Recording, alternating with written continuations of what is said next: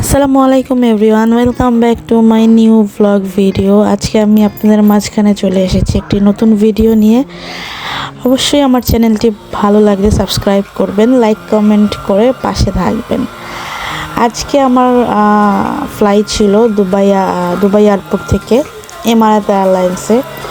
So আমরা সবাই সকাল সকাল রেডি হয়ে এয়ারপোর্টে চলে গেছিলাম। দিনটা ছিল 3 তারিখ, ফেব্রুয়ারি 3 তারিখ। সো আমাদের ফ্লাইটটা দুর্ভাগ্যবশত ক্যান্সেল হয়েছিল ওই দিন। তো আমি আপনাদের সাথে শেয়ার করতে পারি নাই, তাই ভাবলাম আজকে শেয়ার করে দেই। ক্যান্সেল হওয়ার পরে আমরা অনেক ট্রাই করছি যাতে ফ্লাইটটা করা যায়, কারণ আমরা অনেক ফ্যামিলি মেম্বাররা ছিলাম একসাথে। যদি ফ্লাইটটা ক্যান্সেল হয় তাহলে সবারটা একসাথে ক্যান্সেল হইব, এই জন্য আর কি আমরা অনেক ট্রাই করছিলাম। বাট দুর্ভাগ্যবশত আমাদের ফ্লাইট আমরা করতে পারি নাই। দেন আমরা পরবর্তীতে আবার টিকিট কাটতে হবে আমাদের।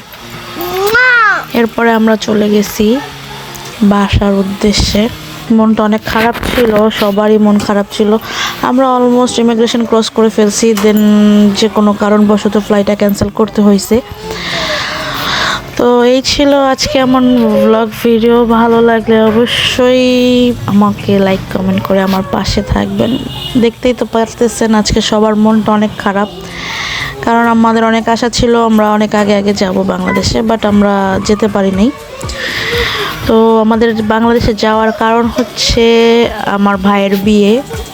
তো আগে যে সব কিছু করার ইচ্ছা ছিল, ভাগ্যটা অনেক খারাপ, তো আমরা আগে ফ্লাই করতে পারি নাই। সবার মনটা অনেক খারাপ ছিল।